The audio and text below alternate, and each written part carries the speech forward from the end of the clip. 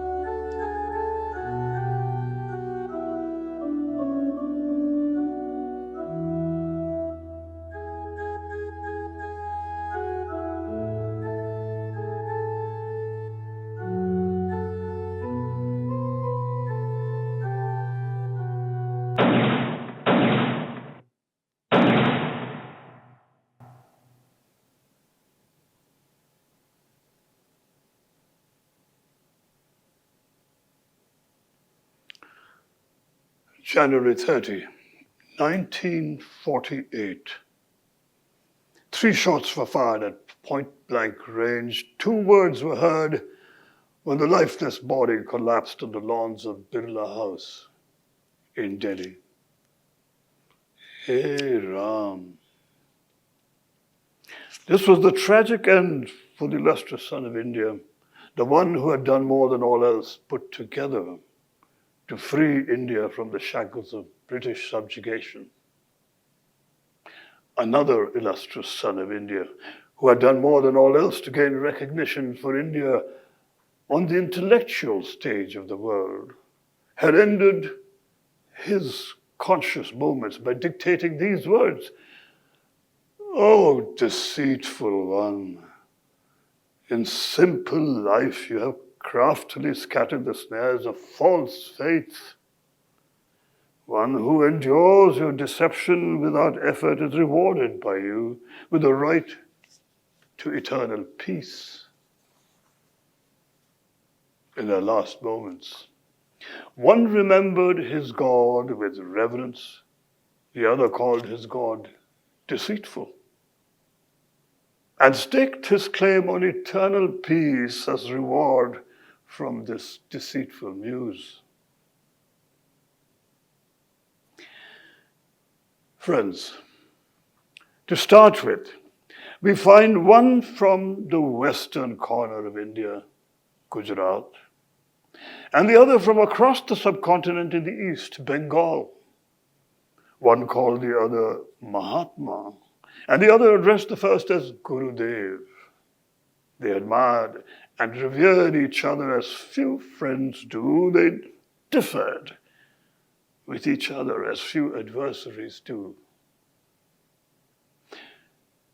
In the year 1901, Tagore was 40 years old and Gandhi was 32.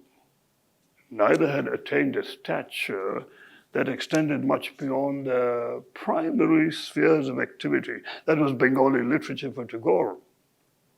For Gandhi, it was representing the oppressed British Indians in South Africa.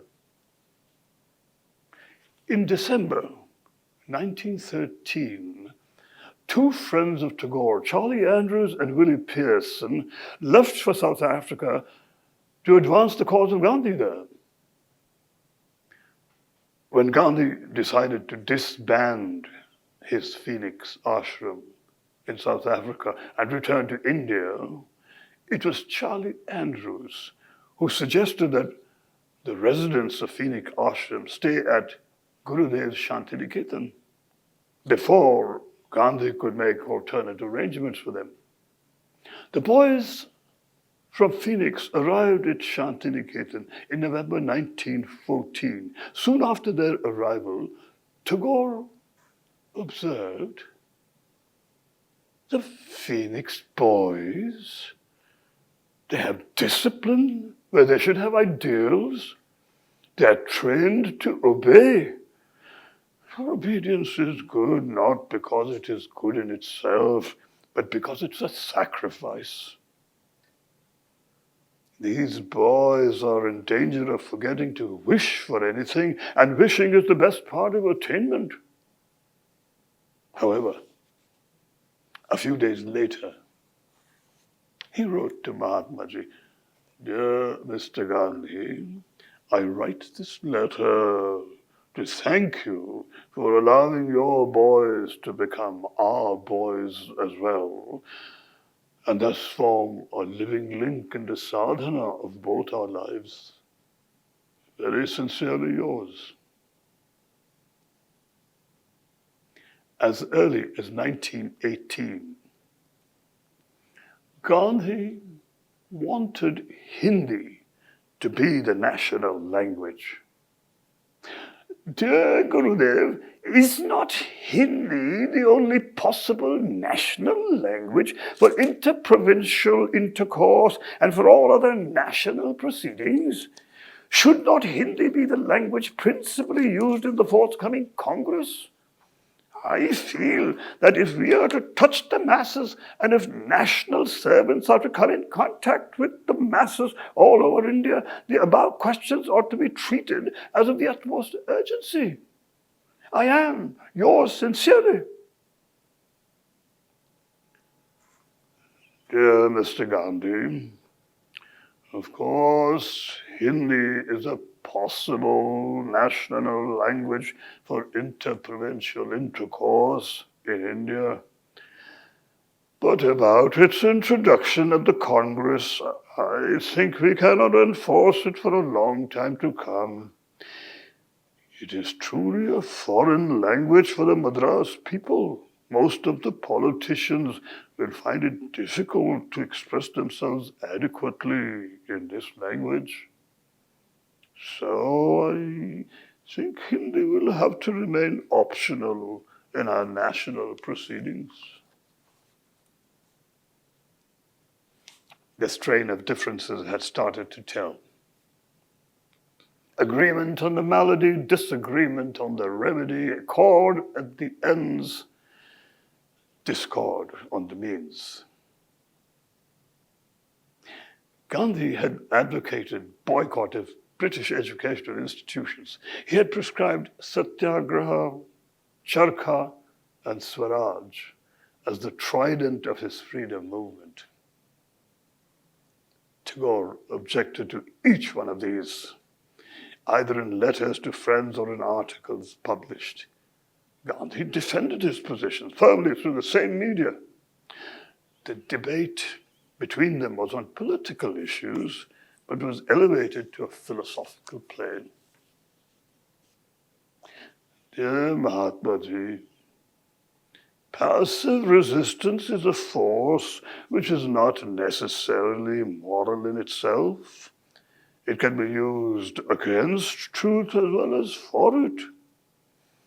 The danger inherent in all force grows stronger when it is likely to gain success. For then it becomes temptation. I know your teaching is to fight against evil by the help of the good, but such a fight is for heroes, not for men led by impulses of the moment. Yours, etc. 2 years later, he wrote in an article, Brahma Vidya in India has for its object mukti, emancipation, while Buddhism has nirvana, extinction. It may be argued that both have the same idea by different names, but names represent attitudes of mind, emphasize particular aspects of truth. Mukti draws our attention to the positive and nirvana to the negative side of truth. In my humble opinion, rejection is as much an ideal as the acceptance of a thing. It is as necessary to reject untruth as it is to accept truth. All religions teach that two opposite forces act upon us, and that the human endeavor consists of a series of eternal rejections and acceptances. Non-cooperation with evil is as much a duty as cooperation with good. The poet has come to the conclusion that non-cooperation is not dignified enough for the India of his vision, that it is a doctrine of negation and despair, separation, narrowness. I shall endeavor in all humility to answer the poet's doubts. I may fail to convince him, or the reader who may have been touched by his eloquence, but I would like to assure him and India that non-cooperation in conception is not any of the things he fears, and he need have no cause to be ashamed of his country for having adopted non-cooperation. Non-cooperation may have come ahead of its time. The world must then wait. I do not say for a moment that we should belittle the work immediately to hand. But when the bird is roused by the dawn, its awakening is not absorbed altogether in its search for food. Its wings respond unwearily to the call of the sky. Its throat pours forth songs for joy of the new light. Universal humanity has sent us its call. Today we must respond. Response is the only true sign of life. True to his poetic instinct, the poet lives for the morrow and would have us do likewise. He presents to our admiring gaze the beautiful picture of the birds early in the morning singing hymns of praise as they soar into the sky. These birds had their day's food and soared with rested wings in whose veins new blood streamed through the previous night. But I have had the pain of watching birds who for want of strength could not be coaxed even to their wings. The human bird under the Indian sky gets up weaker than when he pretended to retire. For millions, it is an eternal vigil or an eternal trance. The hungry millions ask for one poem, invigorating food. It cannot be given to them. They must earn it. And they can earn it only by the sweat of their brow. If we take care of today, God will take care of tomorrow. And so on. They used images for arguments and played upon each other's images to press home a point. Tagore commented, "What irony of fate is this, that I should be preaching cooperation of cultures between the East and West on one side of the ocean, when the doctrine of non-cooperation is preached on the other side? I do not believe in the material civilization of the West, just as I do not believe in the physical body to be the highest truth in man. But I still believe in the true meeting of the East and the West." I hope I am as great a believer in free air as the great poet. I do not want my house to be walled on all sides and my windows to be stuffed. I want the cultures of all the lands to be blown about my house as freely as possible. But I refuse to be blown off my feet by any. Tagore acknowledged readily the loftiness of the Mahatma's point of view, as well as the principled positions taken. He commented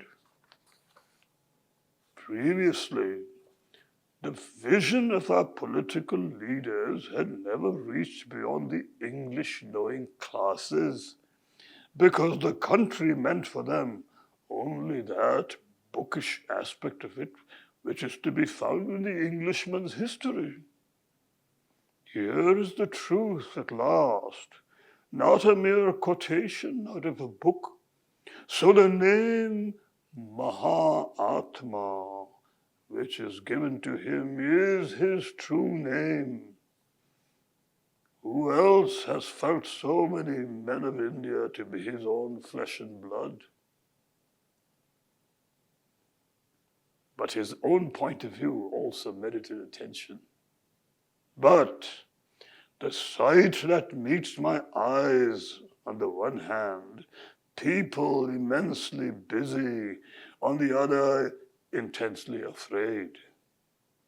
What I hear on every side is that reason and culture as well must be closured. It is only necessary to cling to an unquestioning obedience. Obedience to whom? To some mantra, some unreasoned creed. The Bard of Santiniketan, in a brilliant essay on the present movement, presents a series of word pictures which he alone can paint. It is an eloquent protest against authority, slave mentality, or whatever description one gives of blind acceptance of a passing mania, whether out of fear or hope. The poet tells us summarily to reject anything that does not appeal to our reason or heart. I am quite conscious of the fact that blind surrender to love is often more mischievous than a forced surrender to the lash of the tyrant. There is hope for the slave of the brute, none for that of love. But whilst I agree with all that the poet has said as of the necessity of watchfulness, lest we cease to think, I must not be understood to endorse the proposition that there is any such blind obedience on a large scale in this country. From our master, the Mahatma, we must learn the truth in all its purity. But the science and art of building up Swaraj is a vast subject. For this task, there must be aspiration and emotion, but no less must study and thought be there likewise. For that, the economist must think, the mechanic must labor, the educationist and statesman must teach and contrive.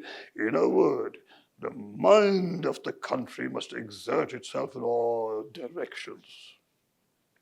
Above all, the spirit of inquiry throughout the whole country must be kept intact and untrammeled, its mind not made timid or inactive by compulsion, open or secret.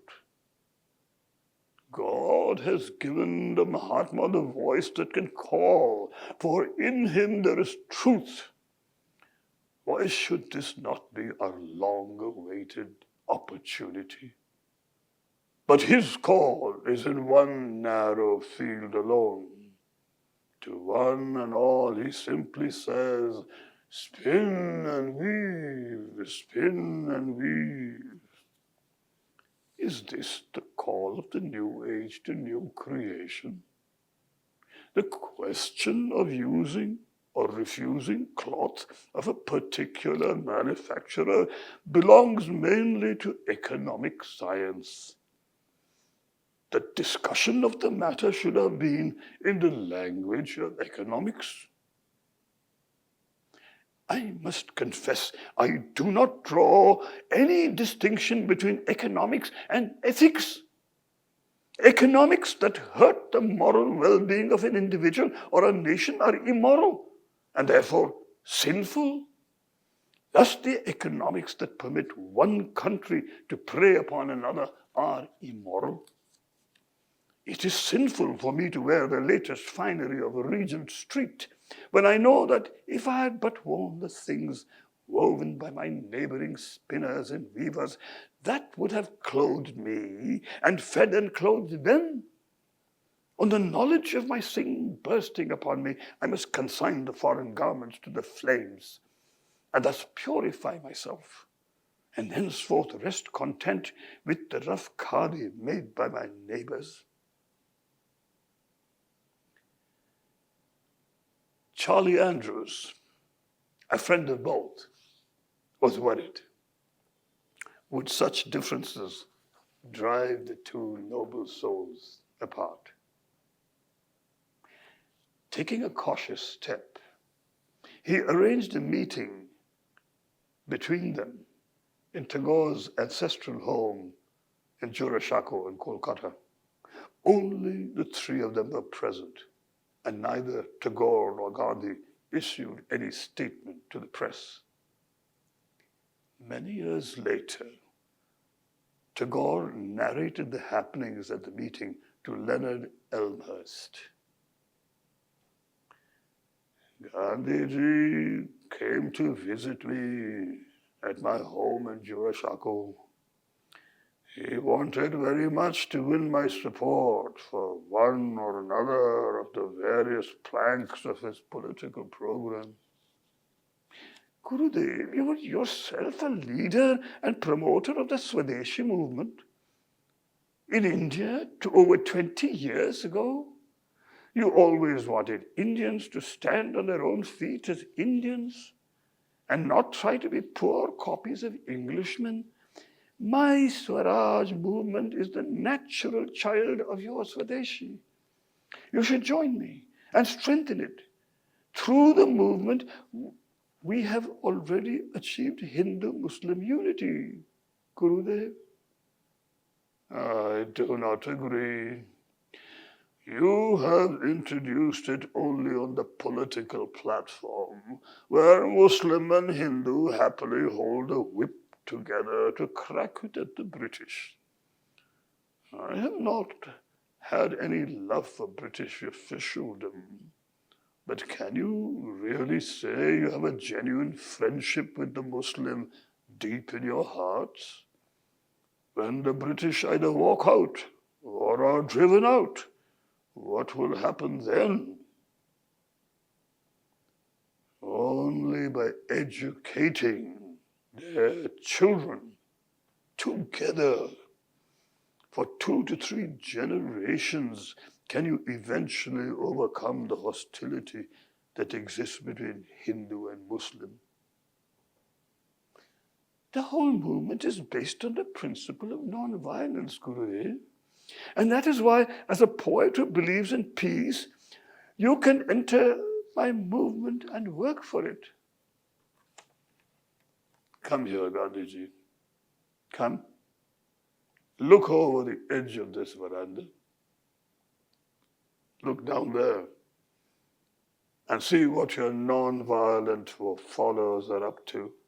They have stolen the cloth from shops on Chitpur Road. They have lit that bonfire in my courtyard and are now howling around it like a pack of demented jackals. Is that non-violence? I see. If you cannot do much for us, may I ask for a simpler service? You can at least put the young Bhadralok with their Calcutta degrees to shame by getting them all to sit down and spin. You can lead the whole nation by spinning yourself. Poems I can spin, songs I can spin, but what a mess I would make, Gandhiji, of your precious cotton. A brief and diplomatic statement was issued by Andrews. They had a difference of temperament so wide that it was extremely difficult to arrive at a common intellectual understanding, though the moral ties of friendship remained entirely unbroken. Tagore's skepticism of Gandhi and his simplistic reliance on the charkha remained. He commented, "Our country is a land of rites and ceremonies, so that we have more faith in worshipping the feet of the priest than the divinity whom he serves. Only to such a country can come the charkha as the emblems of our deliverance.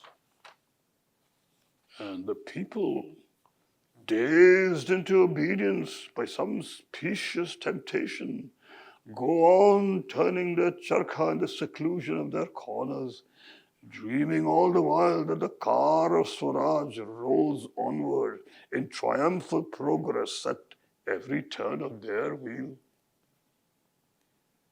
How often has my personal feeling of regard strongly urged me to accept at Mahatma Gandhi's hands my enlistment as a follower of the charkha cult, but as often has my reason and conscience restrained me, lest I should be a party to the raising of the charkha to a higher place than its due, thereby distracting attention from other more important factors in our task." Gandhi's response.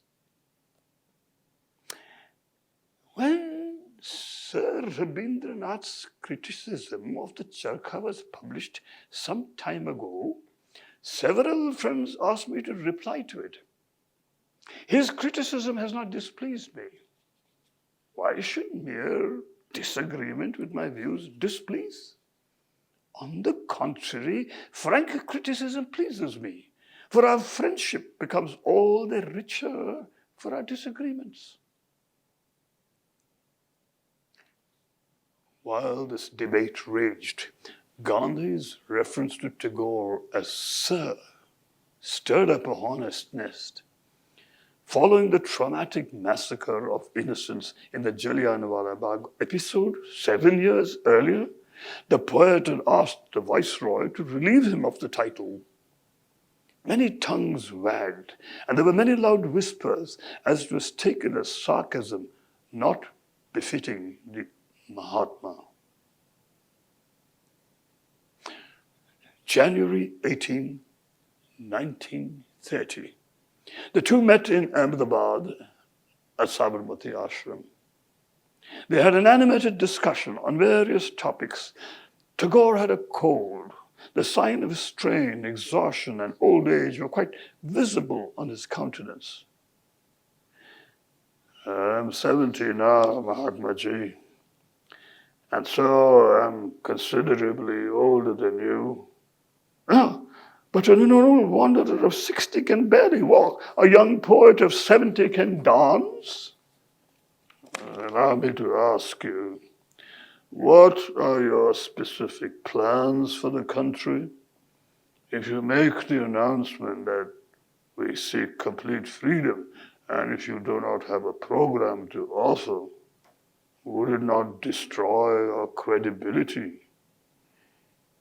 "I am thinking furiously about it night and day. I do not see any sign of light in the surrounding darkness. But even if we cannot think of an effective program, we could not possibly hesitate to declare the country's objective, which can only mean full independence. The dominion status means what we have never understood it to mean." "We must know that we have not lost our country. At present, it is an illusion to believe that the country is ours.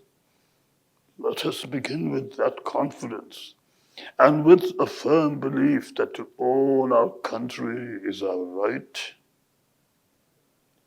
when I left America, I had hoped that you would create a complete service-oriented organization of our own country, where everyone can contribute according to their own capacity. If you can entrust me with education, I will be too happy to render my services. We must find out the strengths lying dormant within the country and employ them. We need a person who enjoys the confidence of the people. You do. A note of optimism and the two portraits. Gandhi found his program. It was to defy the SALT Act. He marched to Dandi in March 1930. When Tagore had already left for Europe, Gandhi never returned to Ahmedabad, and Tagore did not visit the city again. In Germany, Tagore saw a passion play based on the last days of the Christ's life. Soon after, almost overnight, he wrote a poem directly in English and called it The Child. It was a long poem, written in one stretch, the images hurtling to a climax. Tagore saw the parallels in the lives of Gandhi and Jesus. The poem reveals his anxiety about another parallel, a violent death. We may read excerpts of the poem later if there's interest. It was late 1930, and Gandhi had decided and declined an invitation to the first Round Table Conference. It was a principled decision, as his conditions had not been accepted. The British agenda was to create separate electorates in India based on religious identities, which would also have geographical separations. Thus, Bengal would be divided into an eastern sector with a Muslim majority, while the western sector would have a Hindu identity. Tagore recognized this as a short-sighted and politically motivated move with grave long-term consequences. On the other hand, Baba Saheb Ambedkar saw the agenda as an opportunity for the lowest castes of Hindus, the Harijans, as Gandhi called them, to assert themselves and seek a separate electorate for themselves. The Harijans were not Hindus, he argued, as the Hindu majority had never accepted them as their own. Naturally, Gandhi was fiercely opposed to the idea. He threatened a nationwide agitation and to go on an indefinite fast. In September 1932, Gandhi was imprisoned without a trial in Pune. Tagore was very much in the thoughts of Gandhi, even in prison. Dear Gurudev, it is the early morning and 3 o'clock of Tuesday. I enter the fiery gate at noon. If you can bless the effort, I want it. You have been to me a true friend because you have been a candid friend, often speaking your thoughts aloud. I had looked forward to a firm opinion from you one way or the other, but you have refused to criticize. Though it can now only be during my fast, I will yet prize your criticism if your heart condemns my action. I am not too proud to make an open confession of my blunder, whatever the cost of confession, if I find myself in error. If your heart approves the action, I want your blessing. It will sustain me. I hope I've made myself clear.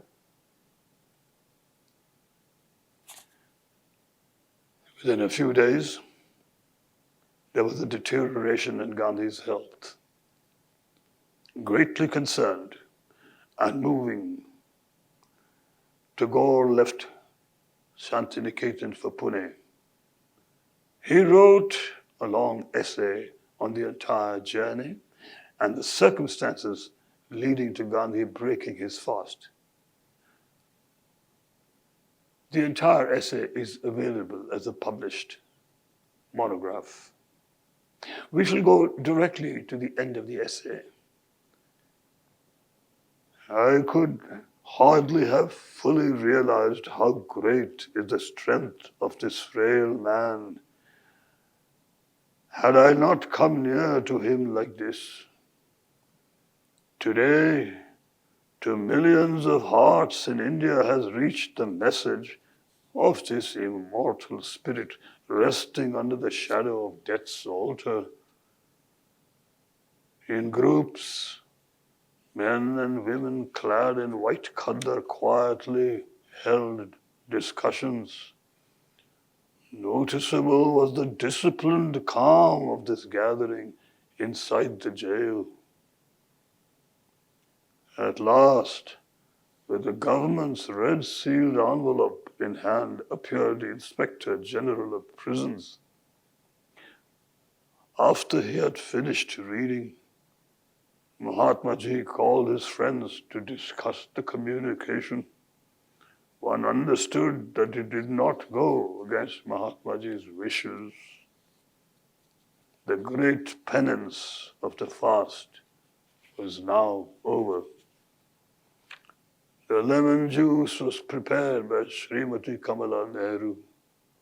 According to the request of the Inspector General of Prisons, it was to be given to Mahatma Ji by Srimati Kasturibai. Mahadev told me that my Gitanjali song, "When the heart is dried and parched up," was a favorite of Mahatma Ji's. I had forgotten the tune which once I gave it. I sang it to an improvised tune. Pandit Shyam Sastri read out from the Vedas. Srimati Kasturibai handed to Mahatma Ji the glass of fruit juice which he took and slowly sipped. Then the members of Sabarmati Ashram and others sang in chorus the hymn Vaishnavajan. Within jail barricades, this great festival took place. Never had happened such an event in human history. A sacrificial yajna was begun inside the prison, and it reached its great fulfillment. A period of intense anxiety for all ended on a peaceful note. Gandhi remarked later, Gurudev, did you know that by singing your song on that day, you were setting a precedence? Subsequently, that song was sung whenever I broke my fast. Gandhi was so moved by the love showered by the poet, he wrote to Charlie Andrews, Gurudev is still at it. That little fast brought me many treasures. Gurudev was the richest find. If somebody had said, fast to find Gurudev, I should have done it without a second thought. I was dying to find a corner in his heart. Thank God I found it through the fast.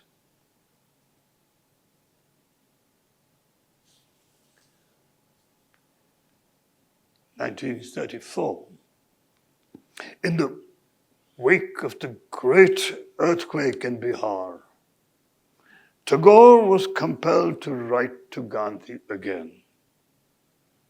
The press reports that you, in a recent speech referring to the earthquake in Bihar, spoke as follows.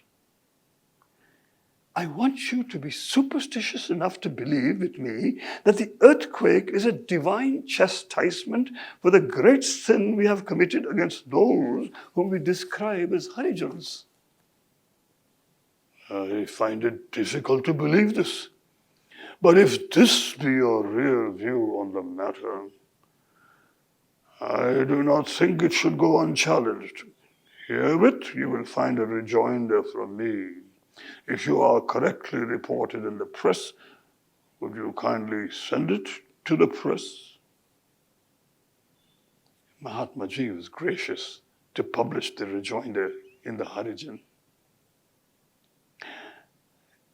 It has caused me painful surprise to find Mahatma Gandhi accusing those who blindly follow their own social custom of untouchability of having brought down God's vengeance upon certain parts of Bihar, evidently specially selected for his desolating displeasure.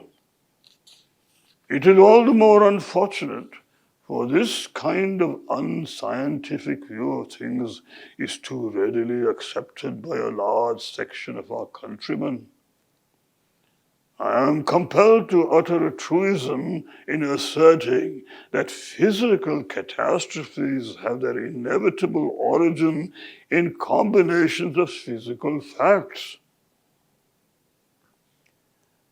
The bard of Santiniketan is Gurudev for me, as he is for the residents of that great institution. But Gurudev and I early discovered certain differences, and it cannot suffer by Gurudev's latest utterance on my linking the Bihar calamity with the sin of untouchability.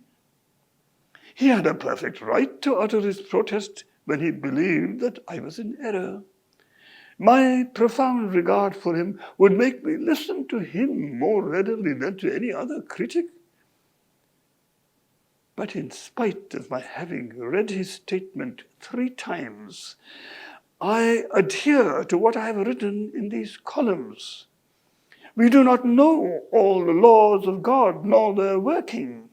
Visitations like droughts, floods, earthquakes and the like, though they seem to have only physical origins, are for me somehow connected with man's morals. And that was that. As he put it, the subject of God's will was in the realm of faith and had no need of debate.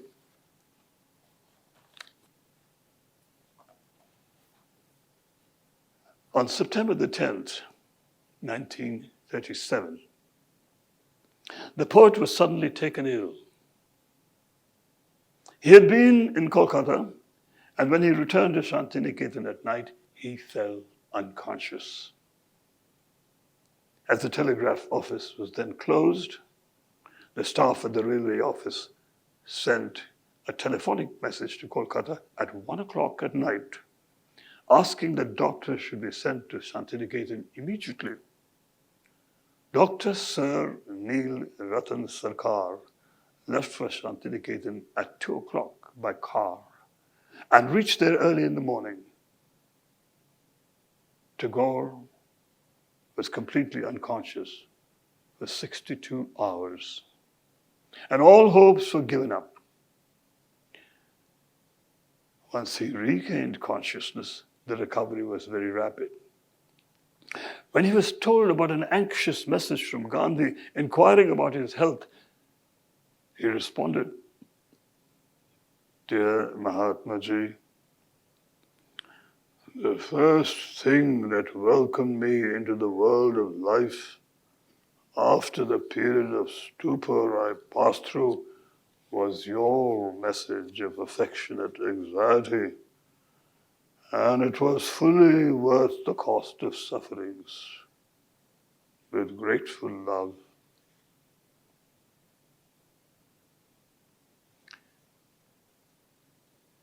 Between 1938 in 1939, Tagore paid glorious tributes to Gandhi. An ascetic himself, he does not frown upon the joys of others, but works for the enlivening of their existence day and night. He exalts poverty in his own life, but no man in India has striven more assiduously than he for the material welfare of his people. A reformer with the zeal of a revolutionary, he imposes severe constraints on the very passions he provokes. He advises his followers to hate evil without hating the evildoer. It sounds an impossible precept, but he has made it as true as it can be made in his own life. Great as he is as a politician, as an organizer, as a leader of men, as a moral reformer, he is greater than all these as a man, because none of these aspects and activities limits his humanity. Though an incorrigible idealist and giving to referring all conduct to certain pet formulae of his own, he is essentially a lover of men and not of mere ideas. If he proposes an experiment for society, he must first subject himself to its ordeals. If he calls for a sacrifice, he must first pay its price himself.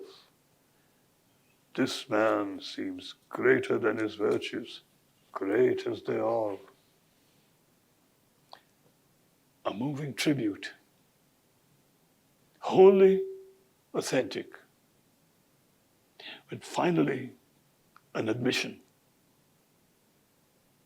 I should confess that I do not always see eye to eye with Mahatma Ji, by which I mean that had I been endowed with his force of character, my scheme of work would have been different. But though I may have the imagination to conceive, I have not the power to carry out. Only a few men in the world have this power. And since our country has had the good fortune of giving birth to such a man, the way should be kept clear for his progress. I certainly would never think of impeding it. In 1940, Gandhi visited Tagore in Santiniketan. As Gandhi was taking his leave, Tagore handed him a letter. Among other things, it sought Gandhi's interest in Visva Bharati. Now, before you take your leave from Santiniketan, I make my fervent appeal to you, accept this institution under your protection, giving it an assurance of permanence if you consider it to be a national asset. Visva Bharati is like a vessel which is carrying the cargo of my life's treasure, and I hope it may claim a special care from my countrymen for its preservation. You may depend upon my doing all I can in the common endeavor to assure its permanence. But I look to you to keep your promise to sleep religiously an hour daily during the day. Though I have always regarded Santiniketan as my second home, this visit has brought me nearer to it than ever before. As early as the January of 1929, Meera Ben, Madeline Slade, a disciple of Gandhiji, had written to Tagore after returning from Santiniketan. I now realize how Santiniketan and Sabarmati are two fair daughters of the same great motherland, both with exquisite beauties of their own, different to look upon outwardly, and yet with that fundamental likeness which only daughters of the same parent can have. Tagore had replied in his inimitable style, "Human life has its two aspects. One is the discipline of truth, and the other, the fullness of expression. Sabarmati represents that discipline of truth. For Mahatma Ji is born with the pure fire of truth. His nature is one with it. Being a poet, my mission is to inspire life's fullness of expression. And I hope Santiniketan carries that ideal in all its activities." According to the Upanishad, the reconciliation of the contradiction between tapasya and ananda is at the root of creation. Mahatma Ji is the prophet of tapasya. I am the poet of ananda.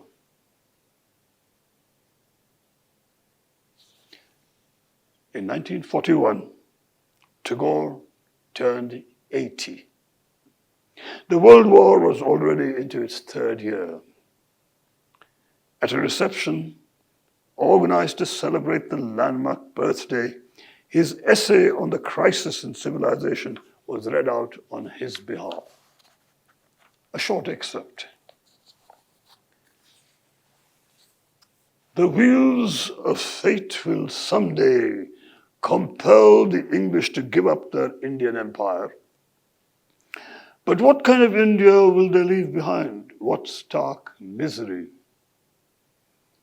When the stream of their administration of centuries runs dry at last, what a waste of mud and filth they will leave behind them. I had at one time believed that the springs of civilization would issue out of the heart of Europe. But today, when I am about to quit the world, that fate has gone bankrupt altogether. And yet,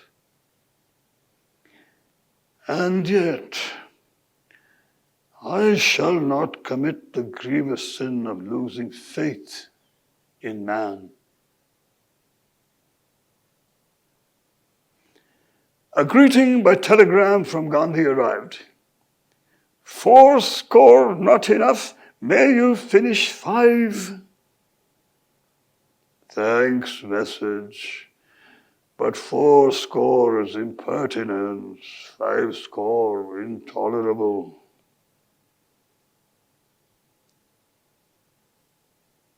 Did either of them know that this would be the final communication exchanged? Tagore breathed his last on August 7, 1941.